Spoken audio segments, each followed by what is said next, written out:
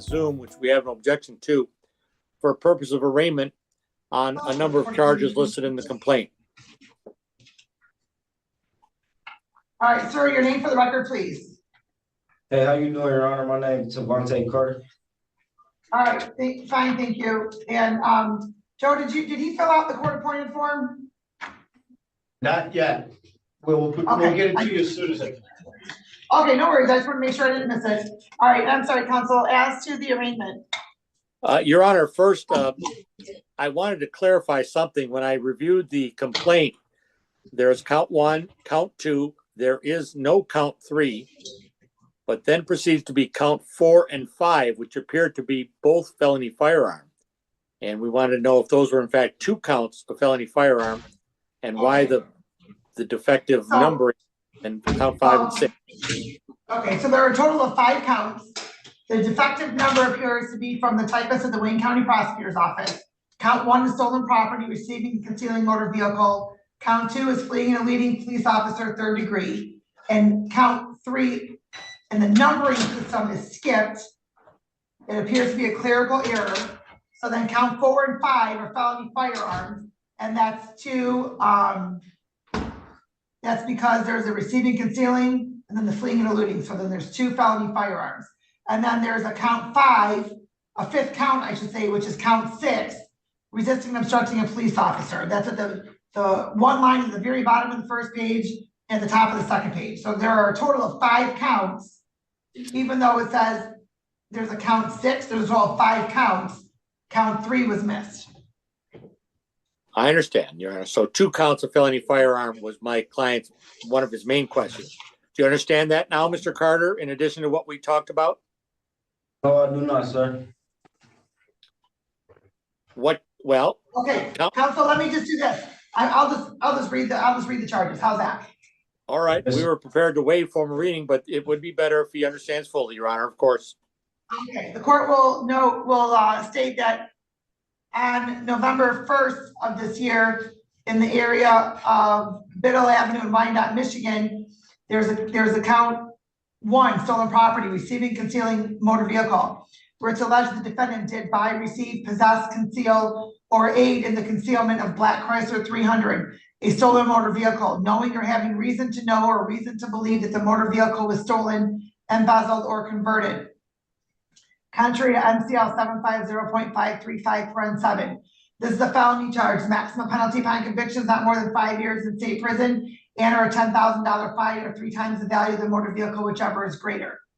Count 2, fleeing a police officer, 3rd degree. It's alleged on the same time or same date and location, the defendant being the driver of a motor vehicle to whom was given a visual or audible signal by hand, voice, emergency light, or siren by Adam Grote, a police officer who was in full uniform, and the officer's vehicle was identified as an official police vehicle, acting in the lawful performance of his duty, directing the defendant to bring his motor vehicle to a stop, did willfully fail to obey that direction by attempting to flee or elude the officer, and the violation resulted in a collision or an accident, and in an area where the speed limit was 35 miles per hour or less. Contrary to MCL 257.602A(3). This is also a felony charge. The maximum penalty upon convictions not more than 5 years in state prison and or a $1,000 fine. Secretary of State shall suspend your license for 1 year. This is the 3rd count, but it's numbered count 4. Weapons, felony firearm. You did have or carry in your possession a firearm where it's alleged that on the same date and location this occurred. A handgun at the time he committed or attempted to commit a felony. That felony being receiving, concealing motor vehicle. This is a felony charge. It's a 2 years consecutively with and preceding any term of imprisonment imposed for the felony or attempted felony conviction. Mandatory forfeiture of weapon or device. Count 5, which is the 4th count, but it says count 5. Weapons, felony firearm alleged on the same date and location. You did carry or have in your possession a firearm, that being a handgun, at the time you committed or attempted to commit a felony. That felony being fleeing and eluding 3rd offense. This is also a felony charge. The maximum penalty is 2 years conviction with and preceding any term of imprisonment imposed for the felony or attempted felony conviction. Mandatory forfeiture of the weapon or device. And it says count 6, but it's the 5th count. Police officer assaulting, resisting, obstructing. It's alleged on the same date and location that you did assault, batter, wound, resist, obstruct, oppose, or endanger Adam Grote, a police officer for the city of Wyandotte, in the Wyandotte Police Department that the defendant knew or had reason to know is performing his duties contrary to MCL 750.81D(1). This is also a felony charge, sir. The maximum penalty upon conviction is 2 years in state prison and or a $2,000 fine. Do you understand all of your charges? Yes, Your Honor. All right, counsel, just so you know, there are multiple typographical errors or misletters and spelling, so I'm confident that it was just a clerical typographical error with the numbering system. And so the court will also enter a plea of not guilty on your behalf. Sir, you have the right to have an attorney. If you cannot afford one, the court will appoint one to represent you. And you had an opportunity to speak to an attorney today, correct? Yes, Your Honor. And you understand you have the right to be presumed innocent until proven guilty beyond a reasonable doubt. You have the right to have a trial by a judge or by a jury. You also have the right to remain silent. Anything you say orally or in writing may be used against you in court. Do you understand those rights? Yes, Your Honor. I've already entered a plea of not guilty on your behalf. I'm scheduling this matter for a probable cause conference on November 9th at 8:40 a.m. And counsel as to bond. Your Honor, after speaking to my client, he did say he wants to apply for court-appointed counsel, but he may, in fact, hire his own attorney if he can raise the funds. Your Honor, my client is presently lives with a significant other and one minor daughter, aged 2 years old. He lives with his sister, but he does support a daughter that is with the daughter's mother. And Your Honor, the court will notice that my client is not working.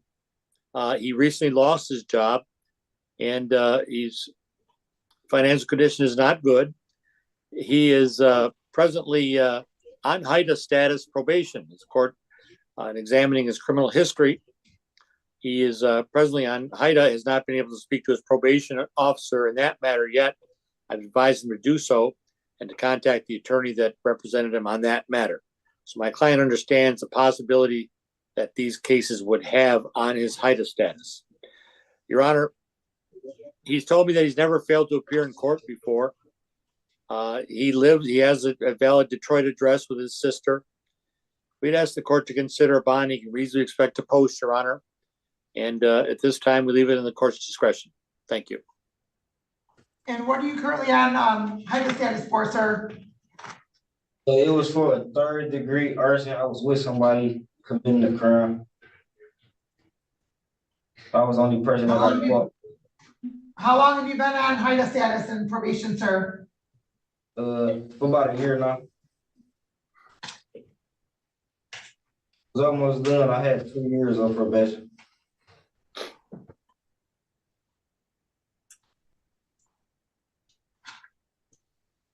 It also appears as though you were on HIDA status for felony receiving, concealing stolen property, correct? Correct, yes. So 2, you're on HIDA status for 2. And also 4th degree arson, correct? Correct. I thought it was 3rd degree. I'm sorry. No, 3rd and 4th. You have 3rd degree and a 4th degree. Correct, Your Honor. And why aren't you working, sir?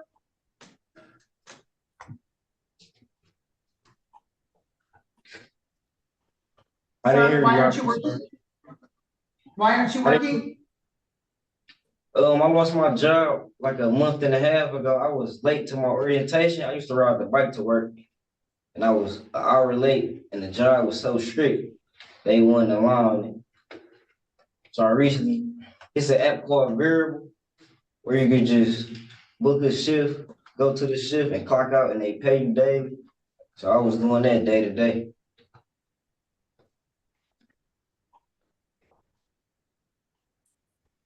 Okay. And how long did you work there, sir? I say for about like a week max before I got all the way in. Before that, So when was the last time you had a job before that? the last time I worked the job was like a week ago, week and a half ago, but it was on Variable. Variable is an app that you download on your phone, and they got jobs all across the city on it. Very. Okay, I didn't understand anything you just said, sir. Say A what week and a again? half ago?